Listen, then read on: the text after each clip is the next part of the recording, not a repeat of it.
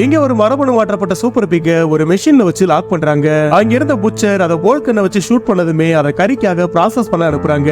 அடுத்ததா அவ இன்னொரு பிக்க லாக் பண்றப்ப ஒரு சின்ன பொண்ணு வந்து அது அவளோடதுன்னு சொல்றா. அப்ப அந்த இடத்துக்கு வந்த ஃபேக்டரியோட ஓனர் அது ஆல்ரெடி எங்க கம்பெனியோட ப்ராப்பர்ட்டின்னு சொல்லி அதை கொல்ல சொல்றா. சோ வேற வழியே இல்லாம மீஜா அவங்க தாத்தா கொடுத்த கோல்டன் பிக்க அந்த லேடியை பார்த்து தூக்கி போடுறா. அதை எடுத்து ஒரிஜினல் தான் கன்ஃபார்ம் பண்ணிட்டு ஒரு பண்ணிக்கு இவ்வளவு பெரிய தங்கமான்னு அந்த லேடி அதை ரிலீஸ் பண்ண சொல்லிடுறா. அதுக்கப்புறமா மீஜாவும் அவளோட பண்ணியும் மத்த என்ன சாக போகுதுன்னு அதுங்களை பார்த்துக்கிட்டே சோகமா நடந்து போயிட்டு இருக்காங்க. அவங்க போறப்ப சில பண்ணிங்க ஃபென்ஸ் ஓரமாவே அவங்கள ஃபாலோ பண்ணிட்டு வருதுங்க. அப்ப அப்பா பண்ணி ஃபென்ஸோட ரோப்பை தூக்கி பிடிக்க அம்மா அதோட குட்டியை வெளியில தள்ளிடுது. வெளியில வந்ததுமே அந்த குட்டி பயத்துல அங்கேயுமா ஓட ஆரம்பிக்குது. அந்த சத்தத்தை கேட்டு கார்ட்ஸ் அந்த பக்கமா திரும்புறாங்க. ஆனா அந்த குட்டி அந்த இடத்துல இருக்காது. பார்த்தா மீஜாவோட பண்ணி அந்த குட்டியை வாயில மறைச்சு வச்சிருக்கும். கடைசியா அவங்க 3 பேரும் எந்த பிரச்சனையிலும் வெளியில போனதும் அங்க இருக்க எல்லா பண்ணிகளும் அவங்க ஃப்ரெண்ட்ஸுக்காக ஹவுல் பண்ணி குட் பை சொல்லுதுங்க.